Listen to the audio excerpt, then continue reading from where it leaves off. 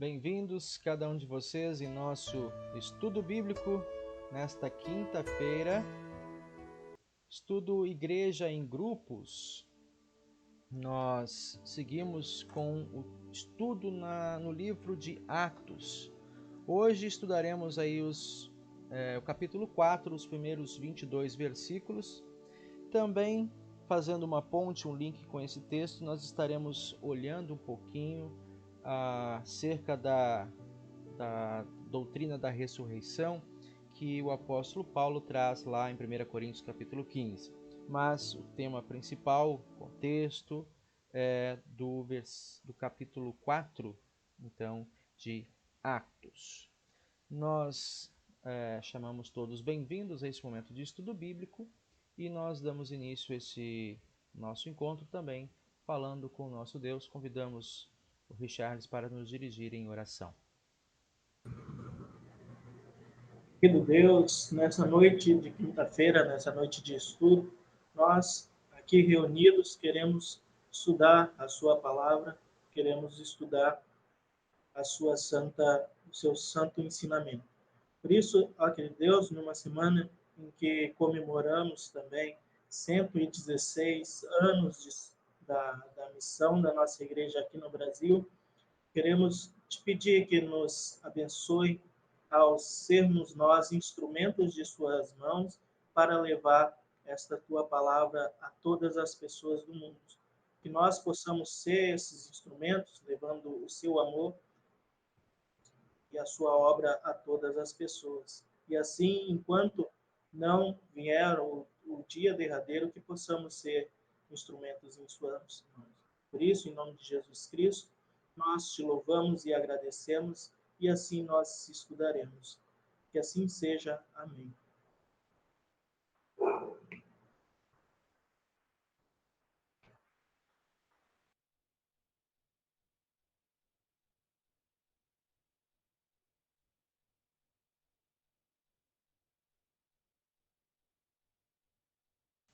Pedir a Cláudia que nos conduza nesse momento de louvor.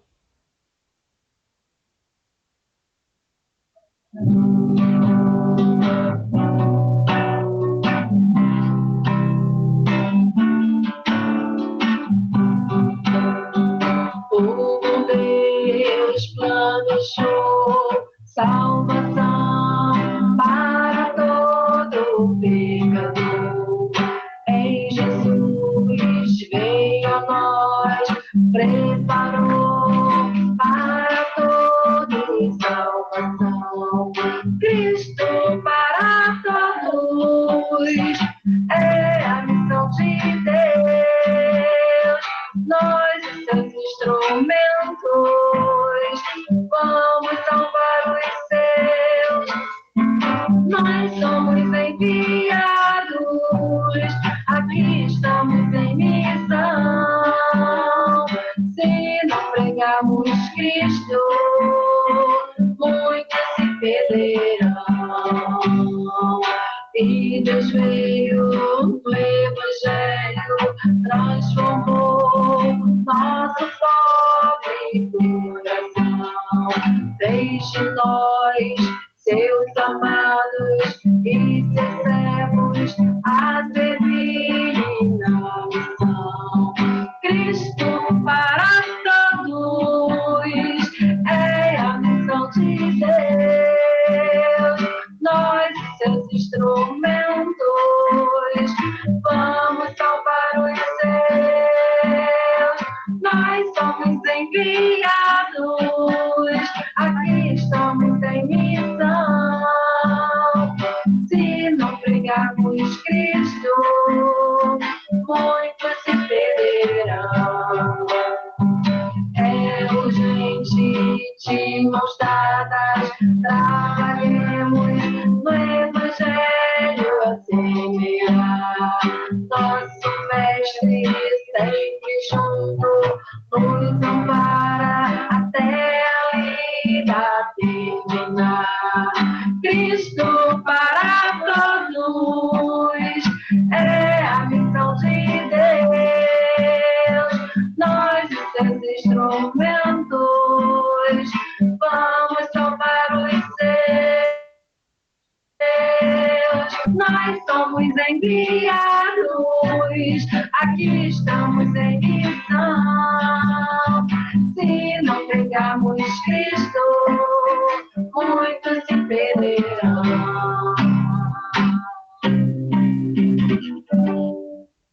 Muito obrigado!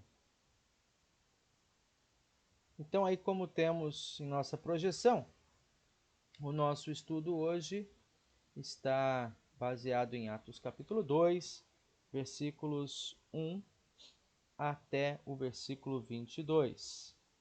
E nós iremos fazer uma leitura deste texto.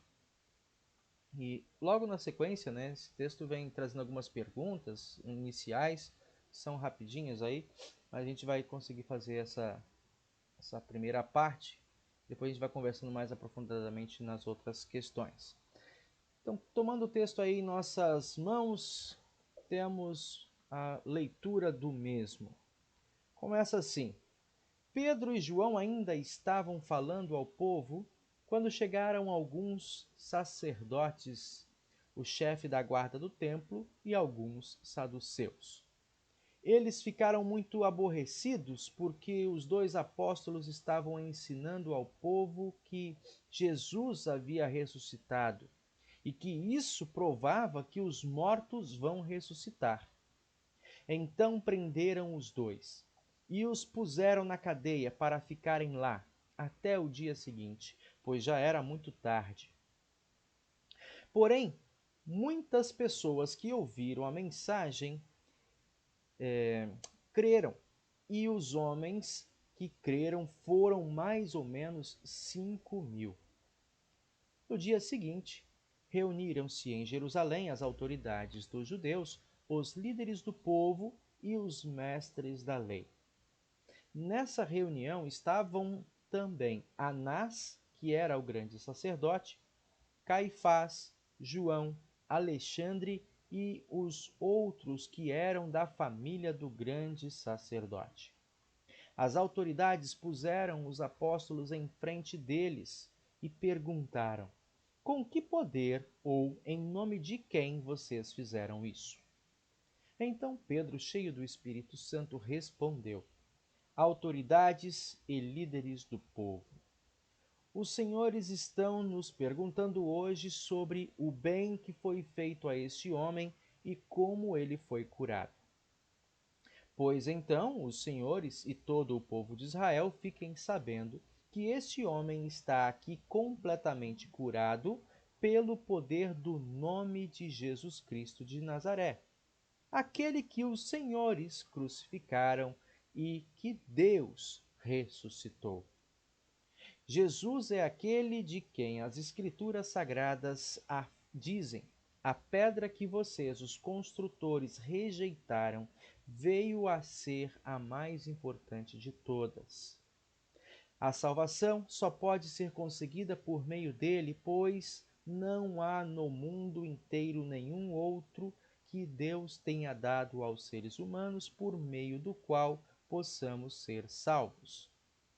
Os membros do Conselho Superior ficaram admirados com a coragem de Pedro e de João, pois sabiam que eram homens simples e sem instrução, e reconheceram que eles tinham sido companheiros de Jesus.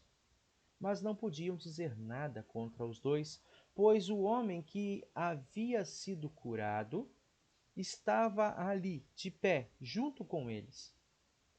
Em seguida, mandaram que Pedro e João saíssem da sala do conselho e começaram a discutir o assunto. Eles diziam: o que vamos fazer com estes homens? Pois todos os moradores de Jerusalém sabem que eles fizeram um grande milagre e nós não podemos negar isso. Mas, para não deixar que a notícia se espalhe ainda mais entre o povo, vamos ameaçá-los, a fim de que nunca mais falem com ninguém a respeito de Jesus. Então os chamaram e ordenaram duramente que não falassem nem ensinassem nada a respeito de Jesus. Mas Pedro e João responderam: os senhores mesmos julguem diante de Deus devemos obedecer aos senhores ou a Deus?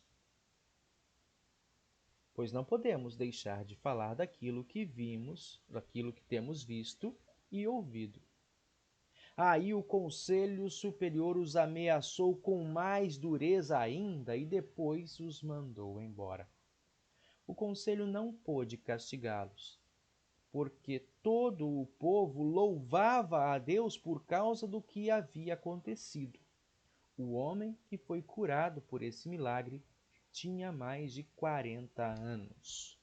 Até aqui, então, nossa leitura. Texto bastante intrigante, né? A coragem com que Pedro e João, e de novo, né, como a pregação que eles realizaram, né, e como o milagre que foi feito por eles teve repercussão positiva, de modo que as pessoas queriam ouvir, queriam conhecer mais, né? E eles não ficaram desse modo assim, se assentando, contando com o milagre, né? Mas no primeiro momento e na oportunidade, então, chamaram os seus ouvintes para darem atenção ao conteúdo da pregação, né?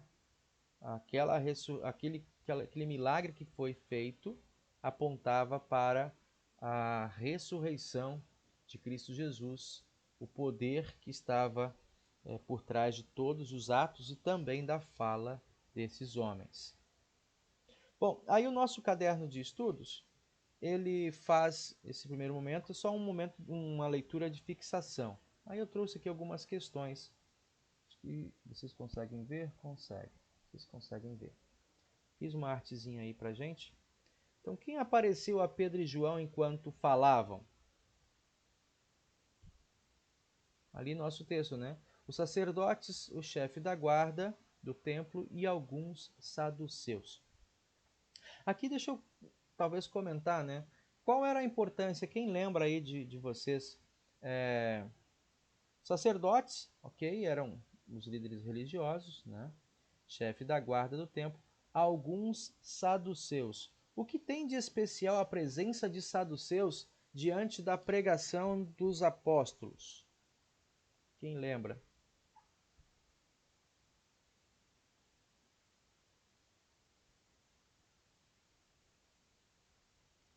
Haviam grupos religiosos, né, que eram partidos político-religiosos. Eles tinham não apenas uma fé, uma confissão de fé, mas essa confissão de fé também moldava a maneira como eles enxergavam o mundo, né? E temos alguns grupos que a Bíblia fala dos essênios, do qual João Batista era um, né?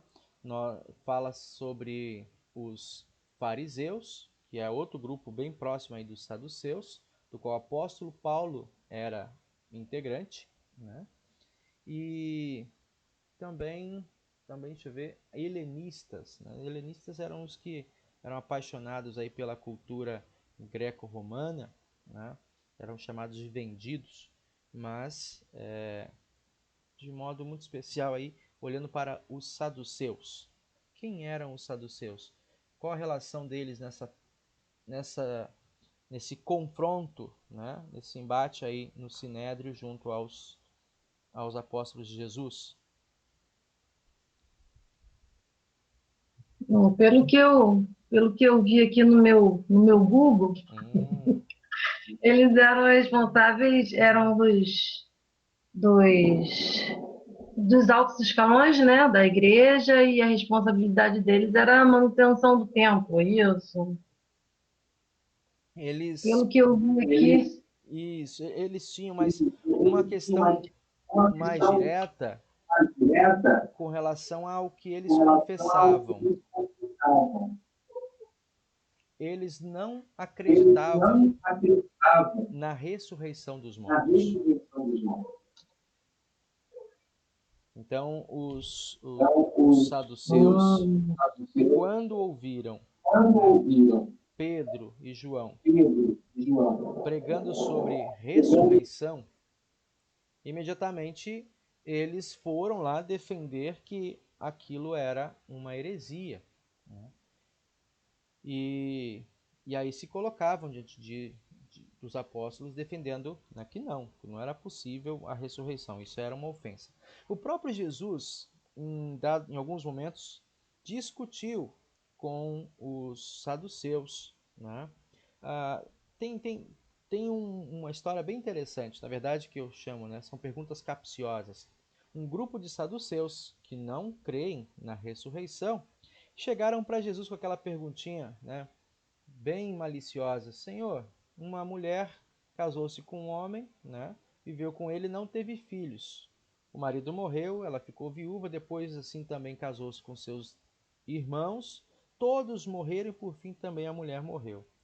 Lá no céu, né, quando se encontrarem, ela vai ser esposa de quem?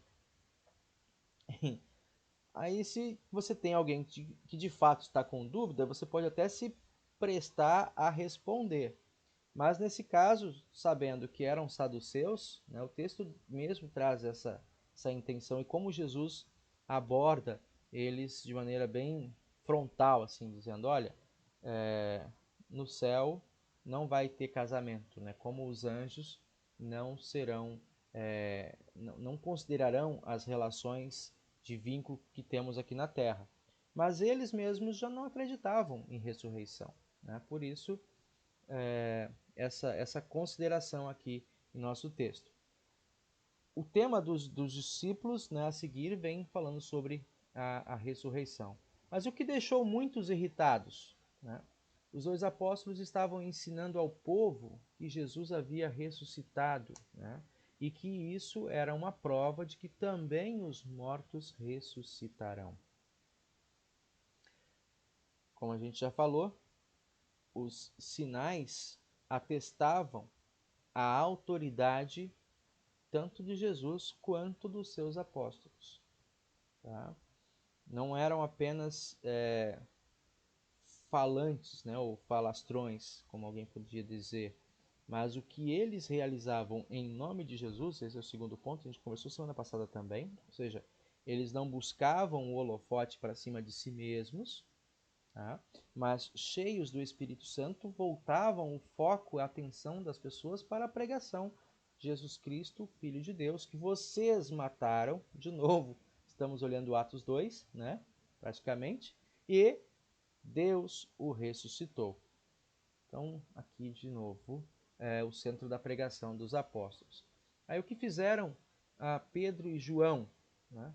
Os prenderam, né? Puseram na cadeia para ficarem lá até o dia seguinte. Diz nosso texto, já era tarde. Né? E nesse meio tempo, o que eles esperavam? Criar provas, né? Montar, forjar provas para, assim como haviam feito com Jesus, né? Tentarem condená-los, tentarem calar, né? Fazer com que ficassem em silêncio aquela noite. Então, da noite para o dia seguinte, a multidão que já estava acompanhando os dois se colocaram, que o que dá a entender na sequência do texto, se colocaram para ouvir, para fazer ali aquela, não é plateia o nome que se dá, mas a galeria, né, como a gente tem no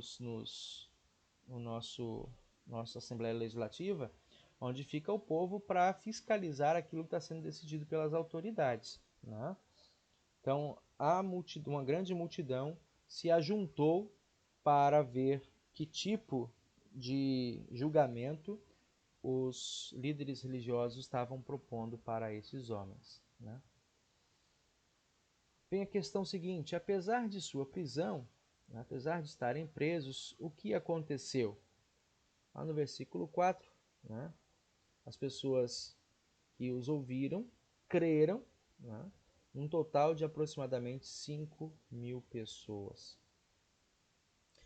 Então aqui os sinais, o milagre da recuperação desse homem fez com que também, né, o Espírito Santo alcançasse diversos corações ali, trazendo mais cristãos para dentro da família da fé. E aí vem a questão seguinte: diante de quem Pedro e João estiveram no dia seguinte? Está lá o texto dizendo, né, os versículos 5 e 6, autoridades, líderes do povo, mestres da lei, Anás, que era o grande sacerdote, Caifás, João, Alexandre e outros que eram da família do grande sacerdote. Eu estava procurando, não encontrei dados sobre esses dois últimos nomes, né? Quem era esse Alexandre ou o João? Tem alguns pesquisadores que fazem uma espécie de estudo biográfico, né, da vida dessas personalidades, mas aqui a gente tem dois que são bem conhecidos nossos, né? Vocês lembram algum desses nomes no julgamento de Jesus? Quem lembra? Dois desses nomes estavam presentes no julgamento de Jesus. Anás e Caifás. Anás e Caifás. Genro, né, e sogro. Genro e sogro. Os dois que estavam como sumos sacerdotes naquele ano e que bolaram, né, articularam com Judas a captura, né, e indiciamento, o julgamento de Jesus. Né? Esses dois nomes aí. O que esses homens queriam saber? O que eles estavam interessados? Eles estavam interessados em ouvir a pregação? Né? Versículo 7 lá nos diz que, né, com que poder ou em nome de quem vocês fizeram isso? A inquisição deles, né, aos apóstolos, de fato, era para quebrar a credibilidade deles, para levantar alguma acusação. A gente ainda não tem nenhum. O primeiro assassinato, né, por parte dos clérigos da época vai acontecer lá em Atos capítulo 7. Né? Por enquanto ainda não aconteceu nenhum ato mais bárbaro assim por parte deles. Mas eles queriam aqui colocar o Pedro e João contra a parede, esperando que de algum modo eles se intimidassem. Né? Então começam a perguntar: com que poder ou em nome de quem vocês fizeram isso? E nós sabemos, né? Eles responderam exatamente o que foi dito lá no versículo 7 e 8. Deixa eu confirmar aqui. Versículo: autoridades do povo judeu, do povo e anciãos, né? Hoje somos interrogados sobre o propósito do benefício feito a esse homem. Né? Tomai conhecimento, vós e todo o povo de Israel, que, em nome de Jesus Cristo Nazareno, que foi crucificado, a quem vocês crucificaram e a quem Deus ressuscitou dentre os mortos, é em seu nome que este homem está curado diante de vocês. Interessante esse aspecto, né? Que a gente valoriza bastante. Que tudo quanto fizermos, tudo o que de espetacular pudermos realizar na vida das pessoas ao nosso redor, como igreja, nada disso é motivo para puxarmos os holofotes para cima de nós, mas rendermos glória, né, e louvor ao Senhor, o próprio Jesus Cristo. Continuando aqui um pouquinho mais, a próxima questão diz assim: Pedro declara que a salvação só pode ser conseguida por meio dele. Né? O que ele continua dizendo? O que Pedro vem dizendo no versículo 13 ali? Aí trago a resposta. Né? Não há no mundo inteiro nenhum outro que Deus tenha dado aos seres humanos por meio do qual possamos ser salvos. Estimados irmãos, terça-feira nós falamos um pouquinho disso, né? Quando a gente falar, um dos assuntos a gente tocou nesse ponto. Visão entre o reino da esquerda e o reino da direita, né? O reino da direita, o governo de Cristo sobre a igreja, em que a Escritura tem a palavra definitiva, aí nós aqui sustentamos, né? Porque a igreja cristã, ou a mensagem da igreja cristã, ela é hoje, né? Sempre foi, mas hoje, digamos, se torna um tema polêmico, porque ela é excludente, né? Olha o que a Bíblia está dizendo. Nesse sentido, não há no mundo inteiro nenhum outro que Deus tenha dado, nenhum outro nome, né?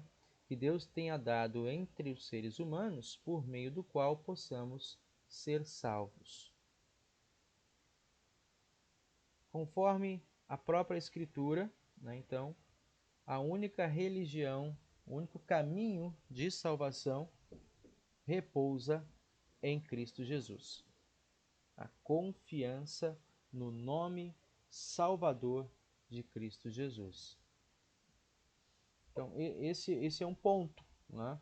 E ficar tranquilo, assim, aonde a gente estiver, porque não importa, né? A rejeição a esse evangelho, a rejeição a essa palavra de salvação somente em Cristo, já no primeiro século incomodava as autoridades religiosas, por exemplo, né? A gente vai ver um pouco mais à frente que o maior medo deles, na leitura que a gente estava fazendo, o maior medo deles diante da pregação de Pedro e João era perder a, o, o privilégio, perderem o status e a visibilidade de formarem, né, opinião, de conduzirem o povo.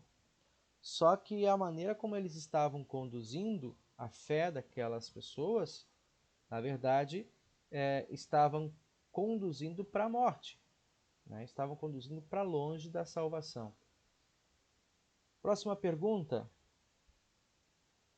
O que o tribunal viu em Pedro e João? Primeiramente, né, reconheceu que eles eram companheiros de Jesus, e depois a sequência também das perguntas, né, o que surpreendeu aqueles homens, ficaram admirados com a coragem de Pedro e João, pois sabiam que eram homens simples e sem instrução. Talvez aqui, nesse primeiro momento, levante a crítica que eles chegaram e impuseram, né, com ameaça de punição, de castigo, para que os apóstolos se calassem, né, ficassem quietos. Claro, são pessoas comuns, a gente consegue colocar medo e eles vão para casa, isso é só fogo de palha, né? Contudo, o texto inicia trazendo uma afirmação de onde provinha a autoridade, de onde provinha a coragem, né, e a suficiência de Pedro e João. O texto diz lá que o Espírito Santo, cheios do Espírito Santo. E quando a gente olha esse texto, ele faz um link com as palavras de Jesus lá em Mateus capítulo 10, depois também retratado isso lá em João, né? Quando Jesus fala que quando chegasse o dia e a hora, eles não precisariam ficar preocupados, né, temerosos, acovardados, porque o Espírito Santo, né, porque o próprio Deus colocaria as palavras certas na boca deles, né? Então, a coragem, a audácia, né, com a qual esses discípulos, esses apóstolos, então pregaram diante das autoridades religiosas daquela época, vinha do próprio Deus. E com isso, né, dizer nesse tempo que a gente vive, o Espírito Santo continuou o mesmo, né? Não mudou. O que mais eles notaram? O pastor, Pois não? fazendo um paralelo interessante, desse fato, né, de que os apóstolos eles foram reconhecidos pelo Caifás e por Anás ou por outros que estavam ali, mas algo interessante de fazer um paralelo com o próprio apóstolo Pedro é que quando Jesus estava sendo preso, naquele episódio ele negou o fato de que era um dos discípulos de Jesus. O pessoal reconheceu ele lá naquele período. Olha, você é um dos discípulos. Não, não sou. E negou 3 vezes, né? Jesus já tinha profetizado. Negou três vezes antes que o galo cante. E agora eles reconheceram de novo e ele afirma: olha, eu não posso deixar de falar daquilo. Mesmo naquela época tendo negado, agora ele tem a coragem, estufa o peito para falar, independente dos perigos que ele possa passar, ser preso, ou ser morto, ser apedrejado como o Estevão vai ser, né? Agora ele estufa o peito para falar, eu sou sim um apóstolo, um seguidor de Jesus. E É, esse paralelo é interessante. é muito, muito, muito mesmo. Parece, né, o texto nos leva assim a pensar que estamos falando de pessoas bem diferentes, né, que não são os mesmos, né, aí disponíveis. Porém, é, a audácia, então, como já disse, vem do Espírito Santo, né? O homem que havia sido curado, né, estava ali de pé junto com eles. Isso foi, assim, uma água na fogueira, né? Apagou totalmente os planos dos saduceus, né? Dos líderes religiosos. Por quê? Porque diante daquelas acusações que eles queriam levantar, né? O fato estava ali na frente deles. Era um homem conhecido. Todos passavam, quando iam ao templo, passavam de frente dele, né? E ele agora estava ali, transformado, né? Cantando, alegre, satisfeito pelo que ele havia recebido do Senhor. E, e aí no final a gente vai ver que esse tinha um outro aspecto, né? Qual era a preocupação, né? A preocupação das autoridades, né? Aí diz assim, versículo 16: todos os moradores de Jerusalém sabem que eles fizeram um grande milagre. Nós não podemos negar isso. Olha só o que eles queriam, né? Qual era a intenção deles? Desbancar, né? Desacreditar aquilo que os apóstolos haviam feito, né? Nós não podemos negar isso, mas não, para não poder deixar que a notícia se espalhe ainda mais entre o povo, vamos ameaçá-los a fim de que nunca mais falem com ninguém a respeito de Jesus. De novo, né? Por que que eles faziam isso? Qual o propósito? Né? Se de fato estivessem comprometidos com o trabalho que havia sido dado a eles, de serem cura-d'almas, de serem guardadores do Evangelho, né? 3 anos já haviam passado em que eles sondaram muito de perto os atos e as pregações de Jesus. Muitos, ou muitos não, mas alguns que inclusive faziam parte dessa liderança.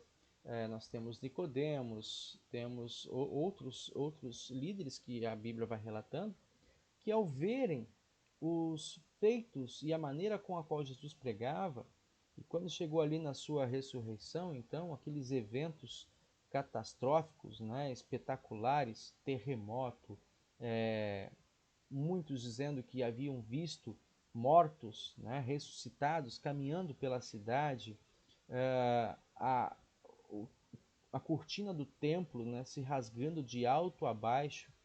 Então, todos esses eventos mostraram para muitas autoridades que, de fato, olha, esse não é qualquer um. Né?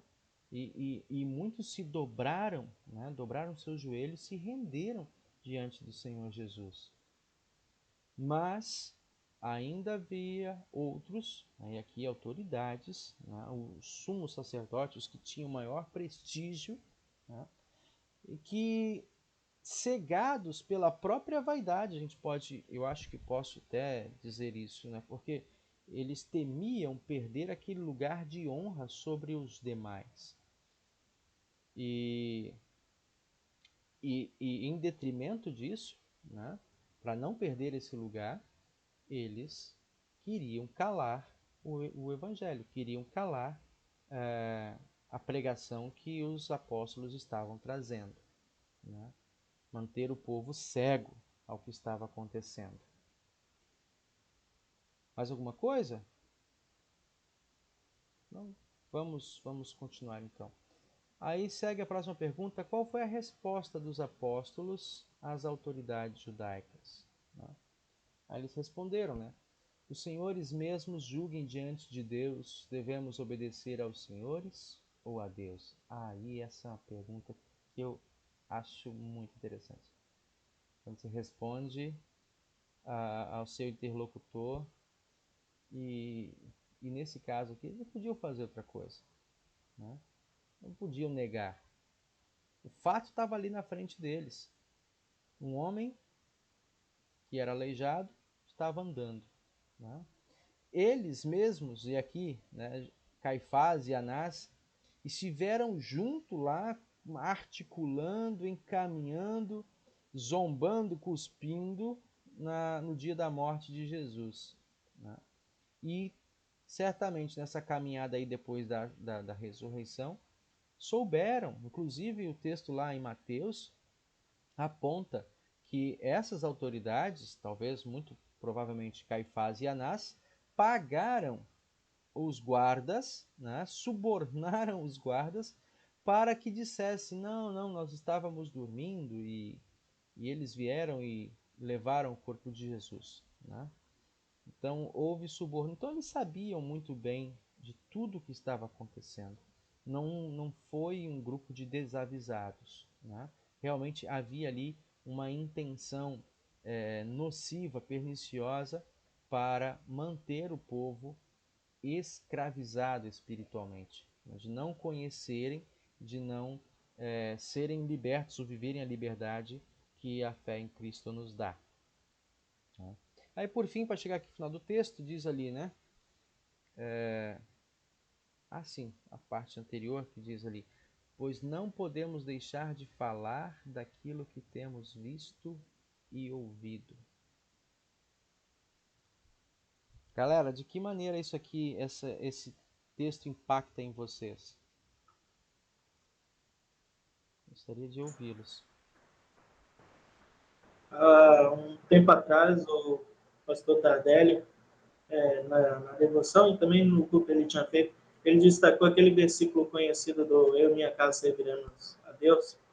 Talvez esse versículo seja um daqueles que muito se bota assim na casa para destacar, ou é decorado, pois é um versículo muito bonito mesmo, né? A gente não pode deixar de falar das coisas que vimos ouvindo.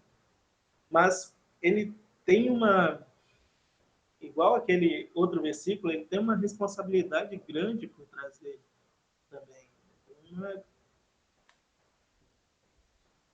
Uma coisa que vai além de nós. Realmente, se eu estivesse sozinho, sem o Espírito Santo, ou sei lá, sozinho, ia ser bem difícil fazer o que esse versículo diz. Eu não posso deixar de falar das coisas que eu vi e ouvi. Né? Isso me faz refletir bastante, justamente olhando também para esses exemplos que são os apóstolos e outros grandes nomes na fé. A gente pode relembrar a própria história da IELB aqui no Brasil, né? Como que fácil não foi, mas tiveram coragem que eu não posso dizer que se eu tivesse lá eu teria. É difícil fazer essas especulações. Mas da onde que vem é uma responsabilidade muito grande. E olhando esses versículos, que são muitas vezes repetidos, às vezes até para a boca para fora, para ser bonito ou para fazer parte do grupo, me faz ter essa reflexão. E a coragem ela não vem de nós, pois sendo eu o homem que sou, eu não conseguiria nem subir no púlpito, né, pela posição que eu estou. Quem mais? Quem mais? Gostei do testemunho. Gostei da reflexão. Quem mais? O que esse texto desperta em vocês?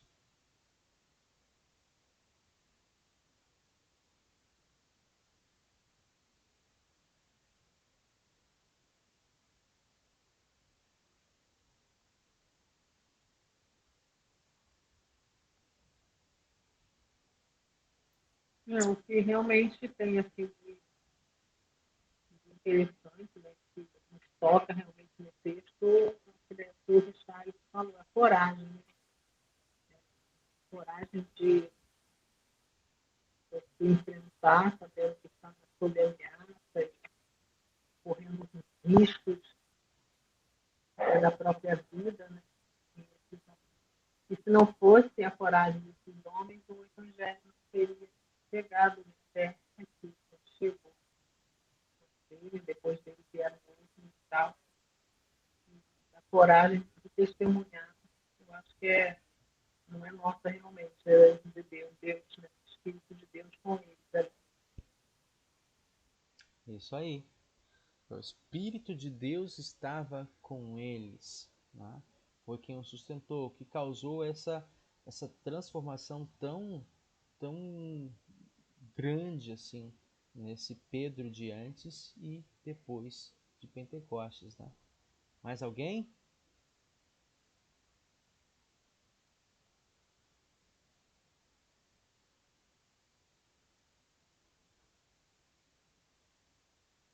O que é que nós temos visto e ouvido que, porventura, né, sirva aí de motivação para também levarmos esse evangelho à frente?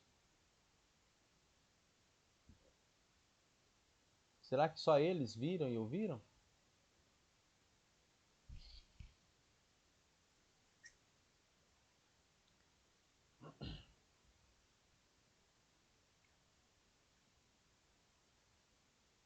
Os milagres continuam disponíveis hoje. Né? E o Espírito Santo continua também presente hoje, da mesma maneira como, né, esteve presente naqueles dias.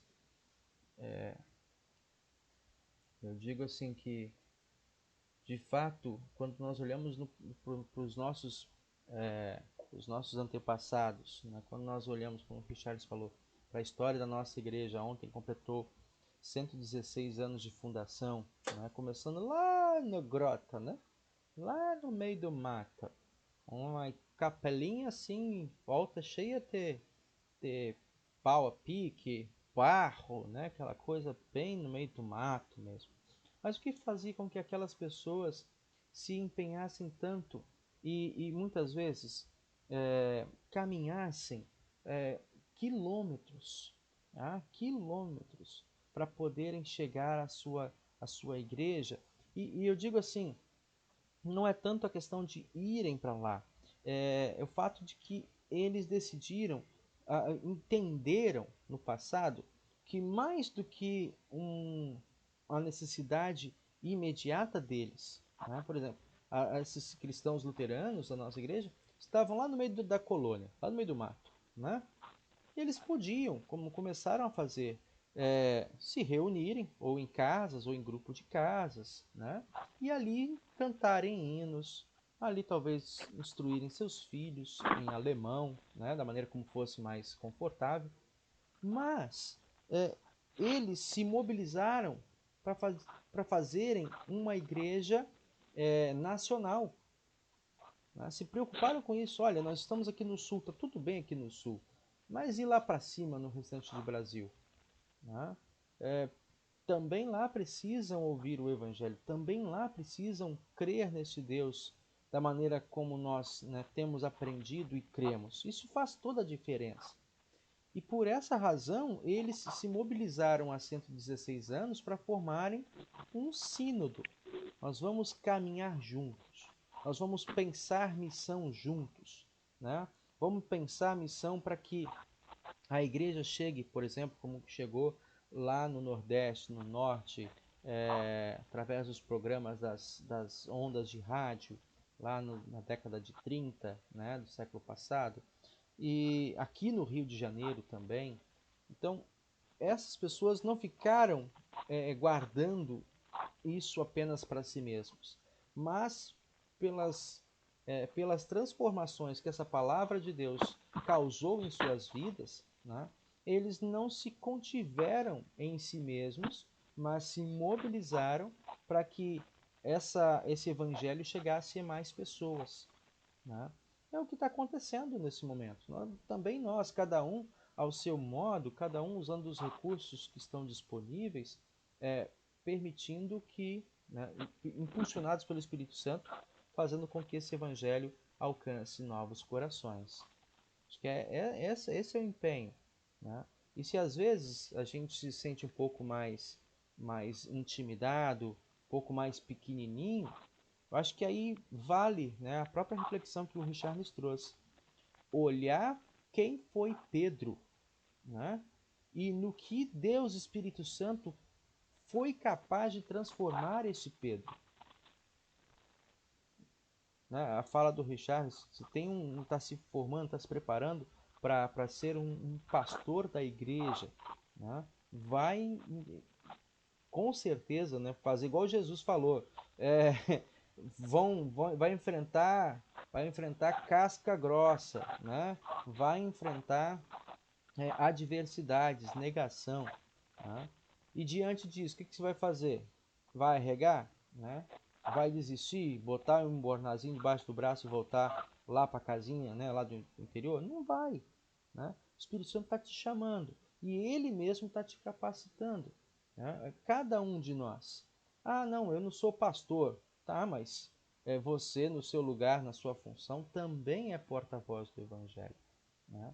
E nisso aí o mesmo Espírito que transformou o apóstolo Pedro transforma, continua transformando até que Cristo volte cada um de nós para levar essa missão à frente. Dona Rosária, a senhora estava com o microfone aí, queria falar alguma coisa?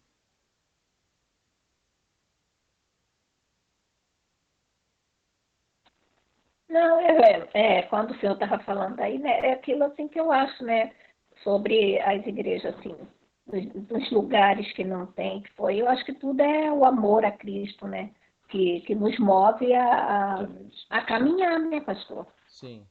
Aquilo que nem aqui Itaguaí mesmo. Aquilo que nós já conversamos, já contamos para o senhor, né? Era uma capelinha bem pequenininha. Não tinha capela primeiro, não. Não tinha nada. Era reunião na casa do membro, dali fomos se construindo uma capelinha, da capelinha, hoje está a igreja lá. Campo Grande também. Eu acho que isso tudo é pela fé em Cristo. Porque se você não tem fé, você não esmorece e nada faz, né?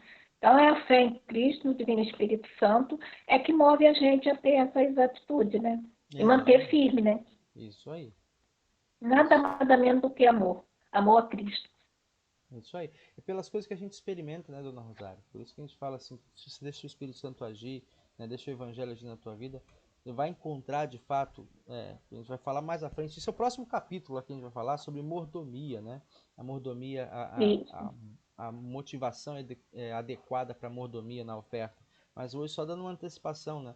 Se você deixa o Espírito Santo agir, né, e reconhece que tudo que você tem, de fato, né, tá assentado ao nome de Cristo Jesus, você naturalmente vai desenvolver esse desprendimento, né, e esse apego maior às promessas do nosso Deus, né? Vamos seguir aqui então? A última questão aqui do versículo 22 seria: o conselho não pôde castigá-los, né, porque todo o povo louvava a Deus por causa do que havia acontecido. Então, qual foi o resultado desse milagre, né, e dessa pregação do apóstolo Pedro? Houve essa mobilização geral, né, e E os inimigos da pregação, os inimigos do evangelho, não tiveram, nesse momento aqui, êxito no seu intento, né, que era calar os discípulos. A gente vai ver mais à frente, tem outras histórias legais, outras histórias bonitas aí para a gente compartilhar também. Deixa eu ver mais um pouquinho aqui. Pedir ao Richard fazer essa leitura para mim. Atos 4:12. Ah, tá. Eu pensei que era o versículo.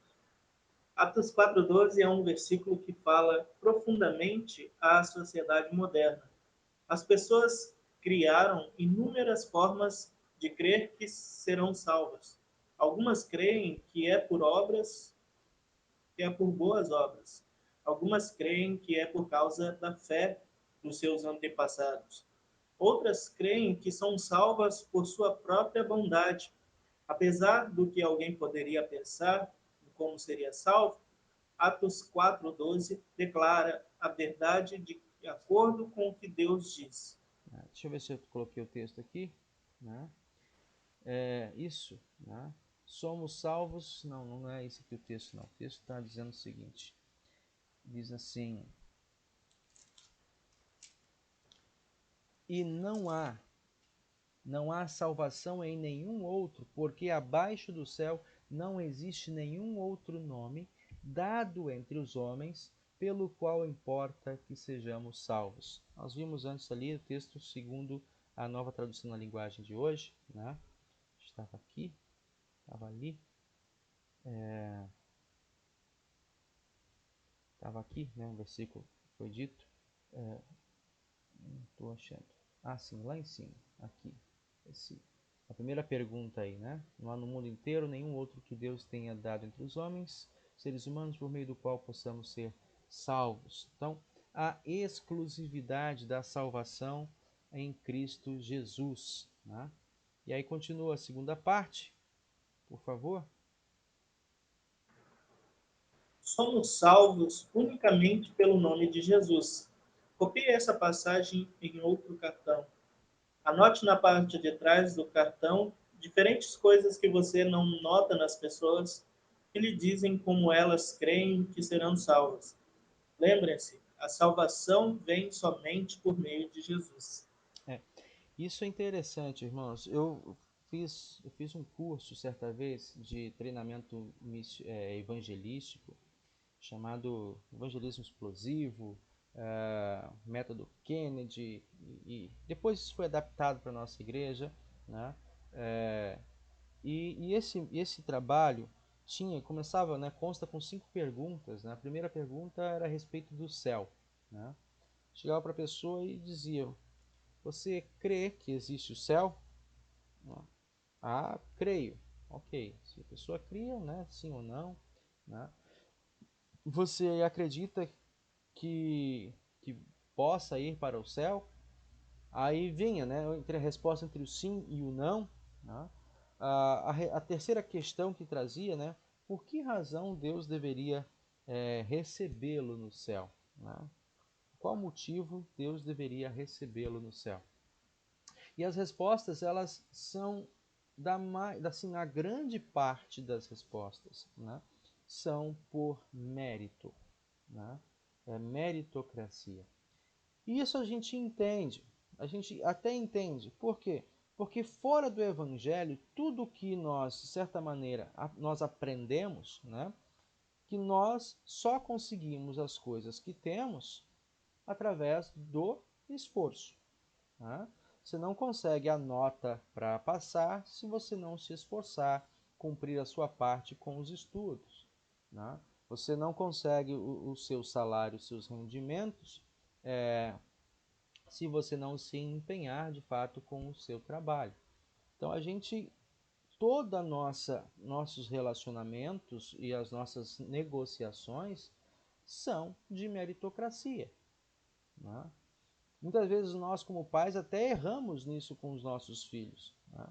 Ao invés de simplesmente, né, se vamos presentear um filho ou uma filha, a gente presentear porque toca no coração, porque você está comovido, né, e Deus te abençoou para você presentear, sem contrapartida.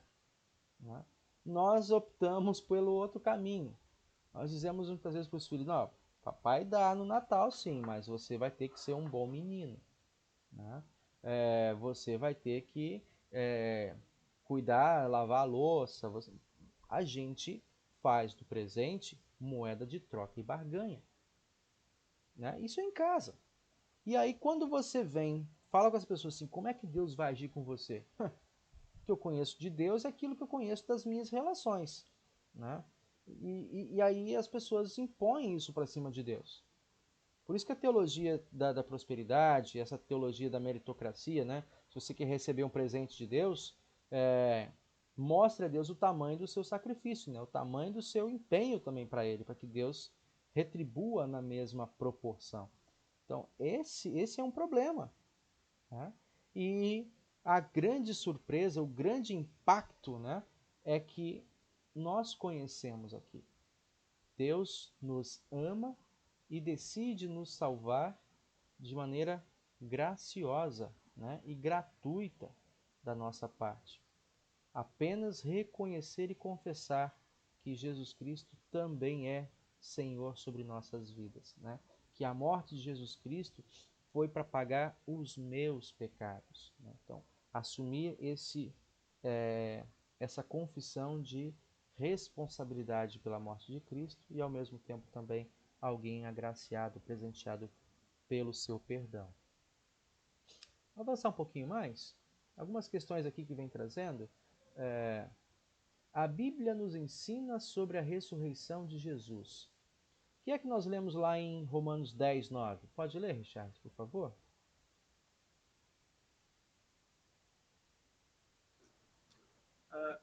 Se você disser com sua boca, Jesus é Senhor, e no seu coração crer que Deus ressuscitou Jesus, você será salvo. Só isso?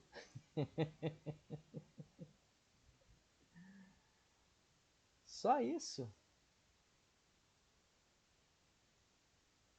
Dá vontade de falar?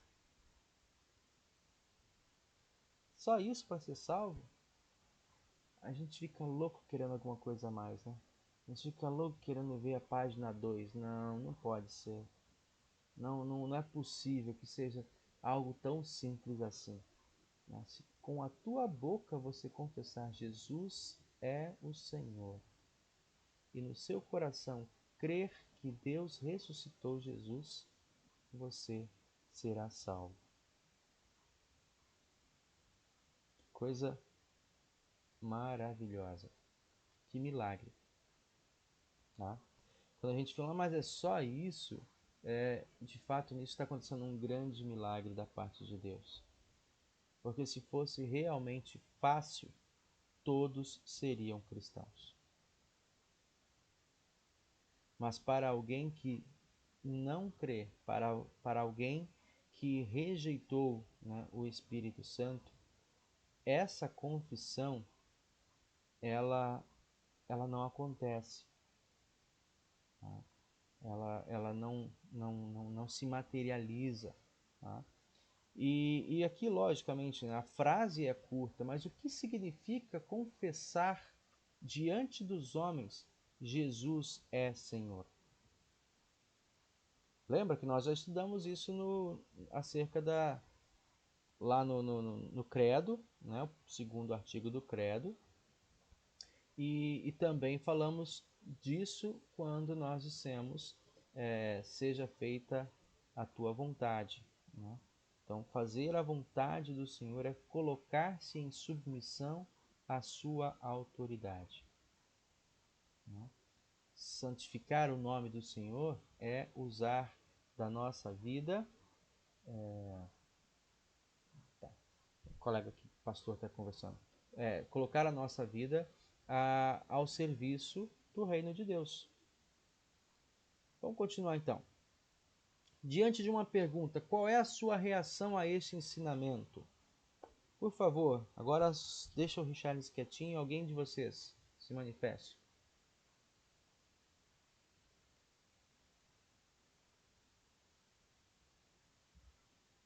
Eu consigo compreender que é só como se fosse simples, né? Só nos despojarmos do nosso eu e crer em tudo o que aconteceu com Jesus Cristo, ressuscitando dos mortos, morrendo pelos meus pecados. E é uma questão que absolutamente não depende de mim. Isso é muito difícil de aceitar de alguma forma. Você falou, nosso sentimento é sempre de fazer algo para receber. A gente trabalha no mês para poder receber no final do mês. Se comporta bem para ganhar alguma coisa, se comporta bem para ganhar uma promoção, mas não depende da gente. Ele, Deus, é soberano, ele tem todo o plano, a gente só precisa entrar dentro do plano dele, acreditando, e por mais que isso pareça mínimo, é tão difícil de ser feito, é tão difícil da gente conseguir compreender a cada dia e a cada dia nos negar. E a cada dia aceitar essa promessa do Senhor e pedir perdão e pedir a misericórdia de Deus e saber que somos como povos miseráveis, né? Parece fácil, mas o pouco que é para a gente é difícil, mas não tem mais nada além disso. É Ele só, é Ele que faz, a gente só recebe. Isso. Esse lugar do nosso anulamento, né? E da exaltação do Senhor. Né? O que significa ser Senhor? Significa que Ele tem toda a autoridade, né?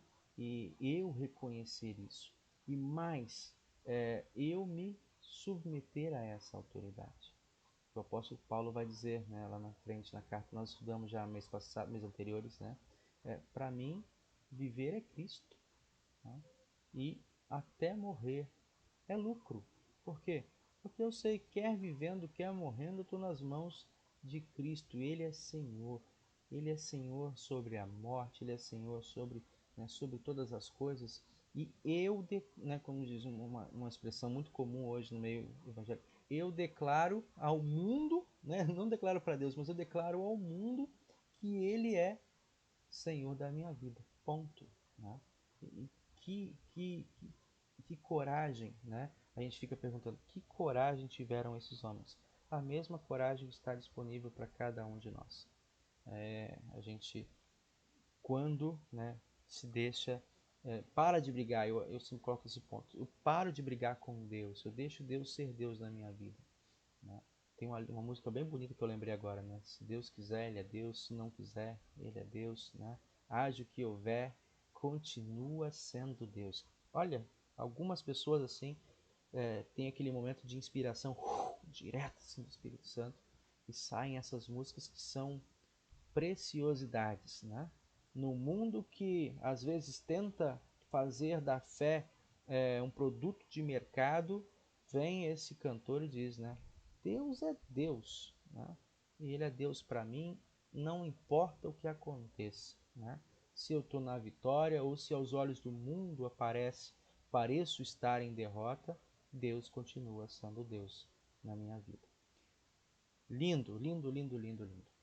Seguindo em frente, então, o que a ressurreição de Cristo, né, significa para a sua vida agora e para a sua própria ressurreição que está por vir?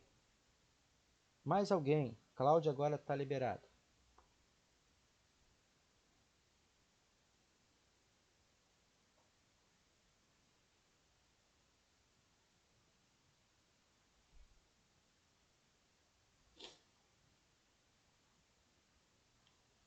Que a ressurreição de Cristo significa para a sua vida hoje e para o dia de amanhã. A ressurreição significa esperança, né? A esperança de uma vida, de a vida após a morte. Né? O significado da ressurreição de Cristo é que essa vida não é o fim, que existe vida após a morte. É isso que Cristo nos garante pela ressurreição dele. Né? Porque ele ressuscitou é que nós temos a vida. Ele morreu e ressuscitou. E se ele tivesse somente morrido, né, nós não teríamos a esperança da vida após a morte. Nós não teríamos essa certeza.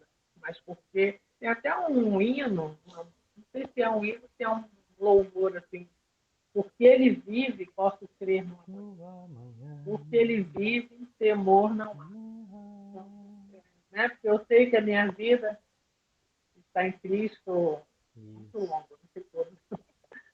Está nas mãos do meu Jesus que Meu vivo Senhor, que está. vive está aí. Isso. Então, é a ressurreição e a certeza, é a garantia, é o selo, né, da vida eterna.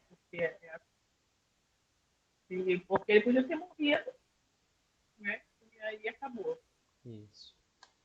O apóstolo Paulo vai dizer, né, se Cristo não ressuscitou, ou seja, se a ressurreição de Jesus Cristo não é um fato, mas um boato, né, estamos, como diz, né, na boca do jacaré, né, estamos em maus lençóis, porque todos nós que deixamos de cumprir as leis, né, do Antigo Testamento, estamos longe da salvação. Né? E o que é pior, estamos aguardando ainda, né, a vinda desse Messias. Opa, olha, tem gente que aí aguardando ainda, né? Os judeus continuam É o dizendo. caso dos judeus, né? Exatamente. Os judeus continuam dizendo, não, Jesus Cristo não foi o Messias. Ele está chegando, ele vai chegar. Então, o apóstolo Paulo, contra todas esses ensinamentos, ele vai afirmar: Jesus Cristo verdadeiramente ressuscitou, do que nós somos testemunhas. Pedro e João aqui foram testemunhas oculares. Né? Eles chegaram lá no domingo da manhã da Páscoa e eles viram, os lençóis não estão aqui. Né? Eles comeram junto com esse Jesus, comeram peixe, assaram ali, né? Viram.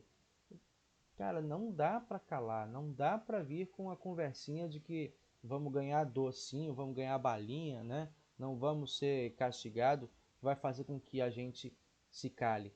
Negar isso por uma conveniência, olha de novo, nós usamos a expressão na terça-feira, por uma conveniência do momento, é você, no mínimo, né, não ter o discernimento de que esse tempo é passageiro, né? Que existe um porvir, que existe uma eternidade.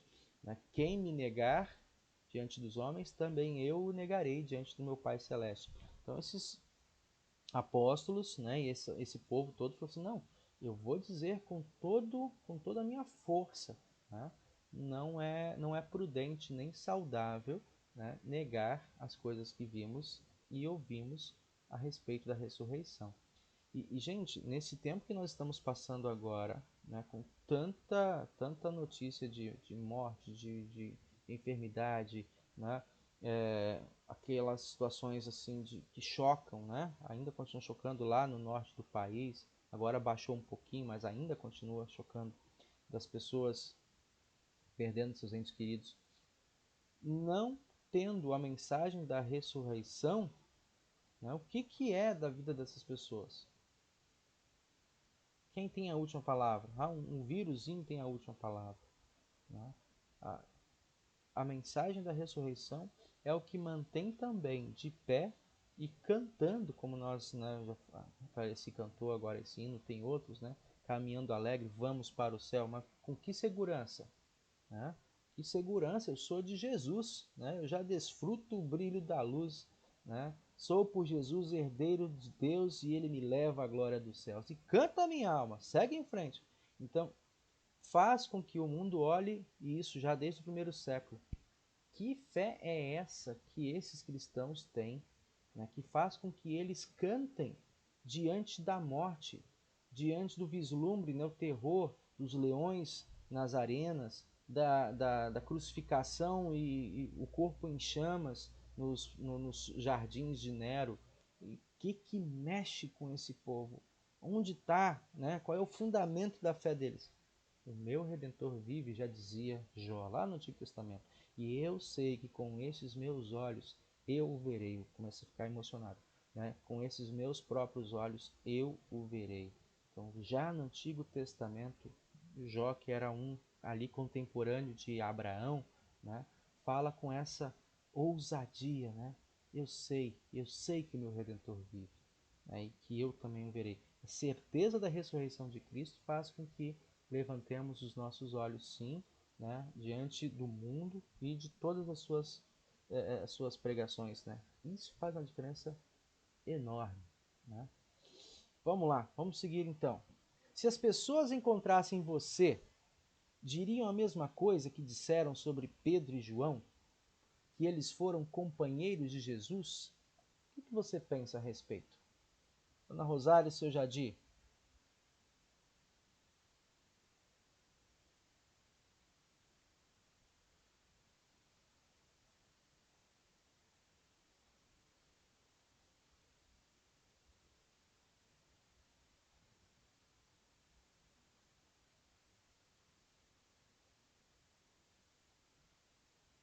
As pessoas que nos conhecem, nos reconhecem como companheiros de Jesus ou como estranhos para Jesus?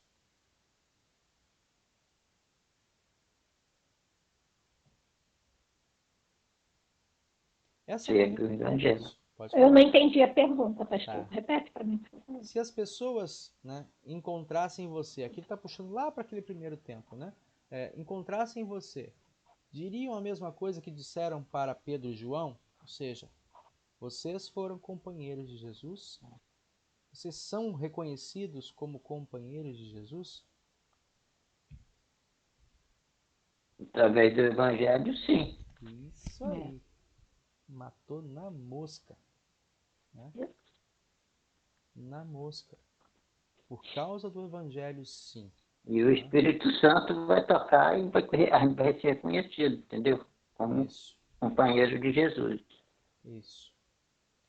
É interessante, né? A gente às vezes vê a pessoa assim, não, como é que vai ficar, faz de conta que é cristão? Não dá para fazer de conta que é cristão. Ou você é ou você não é. Né? Se você tem o Espírito Isso. Santo com você, o Espírito Santo faz, né, com que as pessoas reconheçam Cristo em você. Se você não tem o Espírito Santo, aí não adianta nem fazer de conta, irmão. Tá mentindo para você mesmo, né? Então não adianta. A Não gente Está adianta. vai. renegando você mesmo, né, pastor? O A Big gente faz. Brother tá ali em cima, né? O Big Father, o paizão tá em cima olhando tudo, e sabe, sonda o nosso coração, né? A nossa mente, a sua palavra, sonda, né? Até o ponto mais íntimo da nossa alma. E quando a gente toma essa palavra na mão, dá para dizer assim: ou eu tô levando esse evangelho a sério, ou eu tô de brincadeira. E se eu tô de brincadeira, né, não dá para ficar mexendo Não com essa tem como palavra. brincar. Exatamente. Então, assim, de fato, isso acertou a questão, né? Somos companheiros de Jesus Uhum. por causa do Evangelho. É mais do que nós sermos companheiros dele, ele se torna nosso companheiro, né? E nos chama para perto de si. Então, isso é uma coisa profunda e rica que o Evangelho nos traz. Mais algum ponto aqui para a gente ler? Pode ler, seu Jadir, por favor? Vai, lê. Com certeza, muitas pessoas em nosso mundo não acreditam na ressurreição. Certamente não há ressurreição de Jesus e, portanto, não tem esperança. Paulo fala sobre o que significa se Jesus não tivesse ressuscitado dentre os mortos. Isso. Deixa eu ler aqui então o texto bíblico que está dizendo para nós.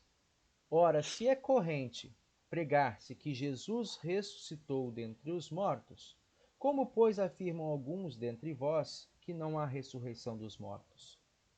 E se não há ressurreição dos mortos, então Cristo não ressuscitou. E se Cristo não ressuscitou, é vã a nossa pregação, e também é vã a vossa fé. E se somos tidos por falsas testemunhas de Deus, Porque temos assegurado contra Deus que ele ressuscitou a Cristo, o qual ele não ressuscitou, se é certo que os mortos não ressuscitam. Por quê? Se os mortos não ressuscitam, também Cristo não ressuscitou. E se Cristo não ressuscitou, é vã a vossa fé. É inútil, né, o que vocês estão pregando e vivendo. E ainda permanecem nos vossos próprios pecados. E ainda mais, diz ele, os que dormiram em Cristo pereceram. Ou seja, quem morreu confiando na ressurreição, dançou, né? Tá mal. Né? E isso Paulo está falando para a segunda geração de cristãos, né? Que já no anos 60, não, é a primeira geração ainda, né? Anos 60, 30 anos depois, é a primeira geração. Aqui está falando isso. Porém, aí vamos pegar aqui nosso texto. Se a nossa esperança em Cristo se limita apenas a esta vida, somos os mais infelizes de todos os homens. Mas, e aí ele chega, né? Paulo é interessante na sua carta, como ele escreve bem. Ele vai trazendo a situação que eles estavam dizendo que ressurreição era um discurso, era uma coisa para, digamos assim, isso é papo para fazer viúva parar de chorar. Né? Isso é papo para acalentar a criancinha, né? Dizer que o vovô foi viajar, dizer que papai saiu, mas não sabe a hora que volta. Né? Então, contra essas colocações, e Pedro traz isso também em outro momento, quando um levante, né, de discussão dentro da igreja, em doutrinas falsas, estava dizendo assim, Jesus Cristo, esse papo que Jesus Cristo vai voltar, isso até agora, já se passaram 30 anos, ele não voltou ainda, não vai voltar em mais nada. Né? Então Pedro fala, olha, não brinquemos, de Deus não se zomba. Né?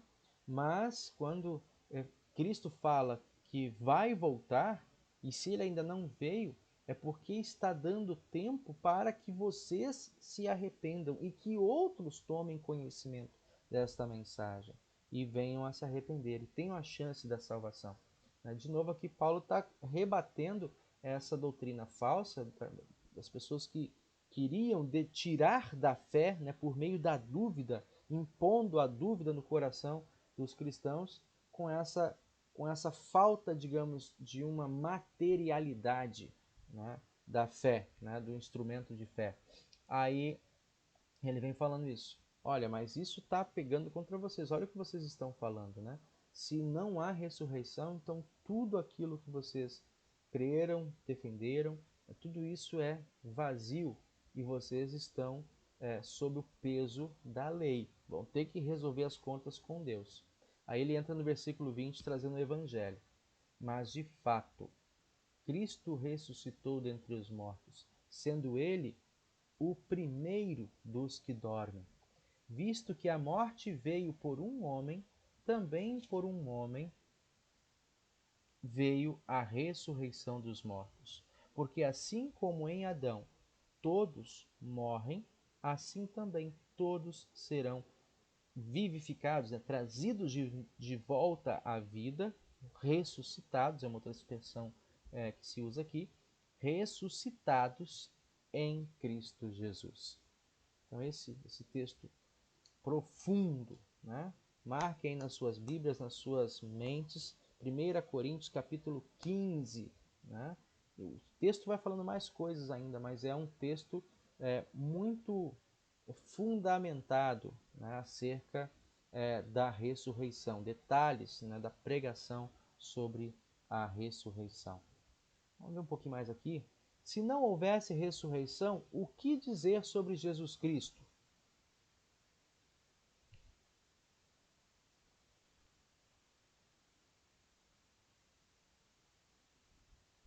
Se não houvesse ressurreição, ou seja, se os saduceus estivessem certos, né? O que dizer sobre Jesus Cristo? Ele foi reencarnado? Ele foi ocultado e criado uma história a respeito dele? Né? Primeira coisa, né? Se Jesus não tivesse ressuscitado, acho que foi a Cláudia falou isso um pouco antes, nós estaríamos na expectativa, será que ele foi aceito? Será que de fato ele era aquilo que pregava? Né? A Bíblia nos fala que a prova da aceitação do sacrifício de Jesus Cristo por Deus Pai foi a sua ressurreição. Né? Outro ponto aqui. O que é que Paulo diz sobre a sua pregação e a nossa fé? Lá no versículo 14, né? Vai dizer que a nossa fé e a pregação são coisas vazias. Esse é um ponto importante, irmãos.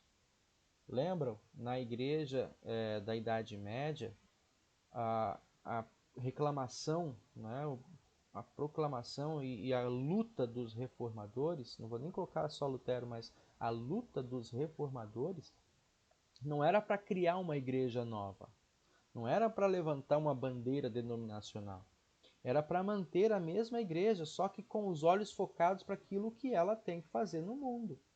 Não é falar sobre dinheiro, prosperidade, sobre, né, essas coisas todas da qual ela estava pregando, né, ou se ocupando, e deixar de lado aquilo que era o principal, a saber que Jesus Cristo é Deus, que Jesus Cristo ressuscitou dos mortos e que pela ressurreição a salvação está disponível para todos que nele creem. Né? Então, isso que a gente está falando aqui. Como é importante nós conservarmos ainda hoje, e aí o Richards trouxe também, né, 116 anos da Igreja Luterana. O que a Igreja Luterana está se ocupando? Desde o ano 92 para cá, ela vem trazendo, né, como lema, como marco de testemunho, Cristo para todos. Né? Cristo para todos os recantos, em todos os lugares, né? Em toda a linguagem, de todos os modos, seja pela internet, seja pelo estudo físico, seja pela publicação de livros, seja pela instrução de crianças, seja pela formação de um modo geral, né? Para que todos, esse é o tema, o lema inclusive da Hora Luterana, né? Conectar as pessoas a Cristo, né? E depois essas pessoas de novo se compartilharem, né? Se comungarem como igreja. Então, esse é o nosso propósito. Né? Paulo intensifica o argumento. O que ele diz sobre nós no versículo 15? No versículo 15, então, ele vai dizer, né? Somos falsas testemunhas de Deus e fazemos de Deus mentiroso. Fazemos de Deus um mentiroso. Em outras palavras, né? Negar, e por isso que é uma pergunta retórica ali, ele está engendrando seus opositores, né? Você está dizendo que Jesus Cristo não ressuscitou. Ok, de onde você tira isso? Pois a própria Escritura. Ah, não, mas isso é coisa agora, né? Como dizem os mormons, a igreja, os cristãos ao longo da história, deturparam, né, o evangelho, colocaram coisas que não eram para colocar, tiraram a preciosidade da palavra de Deus. Mas aí o apóstolo Paulo fala assim, e ali eles estavam formando um cânon, né, os livros do Novo Testamento, vai dizer assim, essa profecia acerca do Messias já vem dos antigos, dos profetas. Né? Isso já é dado há muito tempo. Então ele intensifica aqui fazendo, se vocês afirmam que Jesus não ressuscitou, prova. Nós afirmamos, ele ressuscitou. Mas quem é que está afirmando isso? Não somos nós, não tiramos da nossa cabeça. Apenas reafirmamos um testemunho que o próprio Deus dá ao longo da história por sua palavra. Vamos ver mais aqui, próxima questão. Deixa eu ver se tem mais alguma coisa aqui. Tem mais algum pontinho aqui ainda. Alguém gostaria de comentar algum ponto antes de a gente avançar?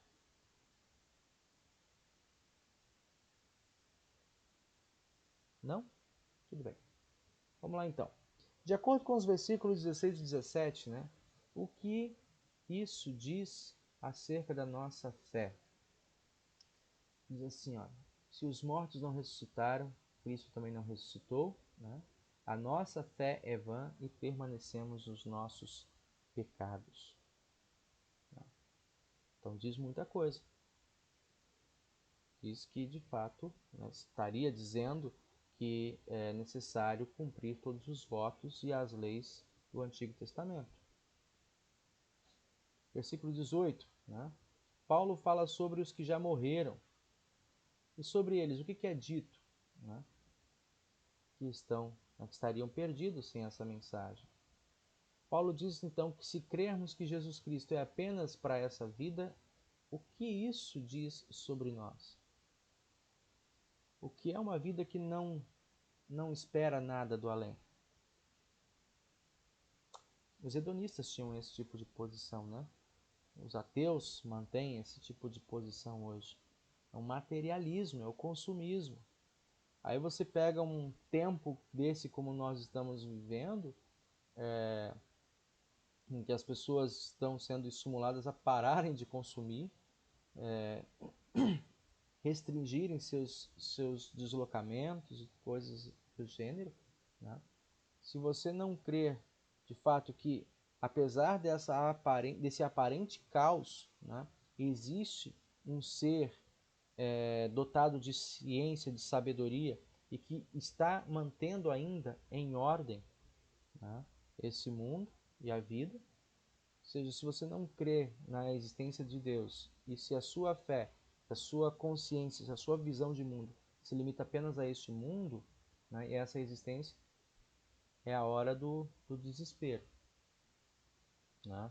Muitas vezes de tirar a própria vida para evitar, de algum modo, ver coisas piores, né? E hoje alguns já mandaram fotos para mim, que é aquela revoada não, né? O que é o nome? De gafanhotos que estão vindo, uma nuvem de gafanhotos que estão vindo do sul do continente, subindo Uruguai, Argentina, acho que chegou no Paraguai, né? Já chegou agora, alguém mandou uma foto para mim que já chegou no sul do país. Então, são tempos apocalípticos, né? Mas diante disso, é para desespero? O cristão não, né? Porque isso já estava prenunciado, né? É a oportunidade de falar, de fato, Cristo Senhor estava certo, né? E se esses sinais estão mostrando com maior evidência, é o momento de voltarmos de novo aos pés do Senhor. Vamos lá, vamos seguir mais o próximo versículo. Versículo 20 começa com uma pequena grande palavra, né? Qual é a verdade? A verdade é que Cristo foi ressuscitado. E isso a garantia de que os mortos também serão ressuscitados. Essa aí chegamos ao final do nosso estudo aqui em nossa noite. Gostaria de ouvir vocês, algum complemento, alguma finalização, por favor? Esse discurso de Paulo é muito interessante, esse modo como ele vai construindo, eu ia falar desconstruindo, mas também desconstruindo esse pensamento de que Cristo não não ressuscitou, não foi ressuscitado. É muito interessante porque ele vai pesando a consciência das pessoas. Olha aqui o que você está dizendo. Você está dizendo que Cristo não foi ressuscitado, ok. Mas você está dizendo que você também está colocando, dizendo que Deus é mentiroso, lembrando que Deus já tinha dito, né, não tomarás o meu nome em vão, né? Então ele vai pesando o coração das pessoas até chegar nesse versículo 20. Não, ó, Cristo ressuscitou. Isso. Isso mostra, por um lado, assim, também leva a uma reflexão, né? Que Paulo faz com seus interlocutores é um exercício de reflexão da própria fala, né? Às vezes, se começa a debater com alguém, ele está ali discutindo com você, e aí fala uma coisa sem pensar, só para ter a voz mais alta, só para ser o último a falar numa discussão, né? E aí não mede as consequências daquilo que foi dito. Paulo faz esse exercício, estar atento ao que é dito, né? E devolver isso ao interlocutor, no sentido de fazê-lo refletir para saber se de fato ele agora refletindo a sua própria palavra e as consequências dessa palavra, dessa sua confissão, que aqui é uma confissão. Alguém que diz Jesus Cristo não ressuscitou. Tá, você crê nisso? Ou você está apenas tentando deturpar ou plantar uma dúvida? Então, olhe as consequências do que você está falando, né? Olhe as consequências do caminho que você está seguindo. Às vezes a gente percebe isso com juventude, não, se bem que juventude tem toda a idade, esse tipo de pensamento que a gente chama atribuído à juventude porque é um pensamento ainda imaturo, né? Se tem que a juventude até os seus 21 anos muitas vezes age sem um domínio pleno da região das consequências, região frontal, do lobo frontal, e às vezes fala e age sem refletir nas consequências, sem refletir no dia do amanhã, né? E o que Paulo está fazendo aqui, assim, olha, sejam amadurecidos na fé, né? Ouçam o que vocês estão falando e reflitam, se assentem sobre isso, para ver se de fato vocês estão dispostos a sustentar isso diante do tribunal do Senhor. Então, é esse exercício que a gente muitas vezes precisa aprender, né? Como pastores também, como cristãos, de fazer com que as pessoas ao nosso redor, e até mesmo nós também, reflitamos, né? Nos assentemos sobre o que estamos aprendendo e ensinando para nos assegurar se de fato a gente vai sustentar isso até a última hora. E ele vai dizer, até a última hora eu sustento, Cristo ressuscitou. Né? E isso é a certeza de que quem já morreu pode ficar tranquilo, pode ficar seguro e também será ressuscitado no dia derradeiro. Tem uma história que eu lembrei, ano passado, em uma das aulas que a gente teve ano retrasado, sei lá, veio um pastor que foi pastor na Amazonas, lá em Manaus, e ele falou que ele foi convidado na mesma semana, para dois sepultamentos. Um sepultamento de uma família que era da igreja mórmon e outro da família luterana mesmo. E aí ele conseguiu perceber essa diferença que é gritante, né? No sentido que no sepultamento da igreja, da família que era da igreja mórmon, ele percebeu como que as pessoas estavam atemorizadas com aquilo, estavam com essa profunda amargura, porque eles não têm essa esperança, não têm esse consolo. E não puxando sardinha para o lado, né? Mas no sepultamento da igreja luterana, ele conseguiu perceber que as pessoas estavam bem mais tranquilas. Estavam sim tristes pela perda, é lógico, a gente fica triste pela perda, mas tendo esse consolo da ressurreição, elas estavam menos desesperadas. E ao ler esse discurso de Paulo, né, mostrando, olha, realmente Cristo ressuscitou. Porque se ele não tivesse ressuscitado, nós seríamos os mais dignos de dó. Uhum. Nós seríamos... o que seríamos de nós se ele não tivesse ressuscitado? E aí eu lembrei dessa fala do pastor convidado lá, né? Olha o desespero das pessoas que não têm esse consolo. Sim. Mais alguém, por favor? Últimas considerações?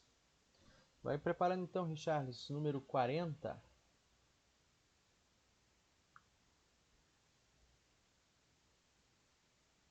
Cláudia, o estudo foi tranquilo hoje?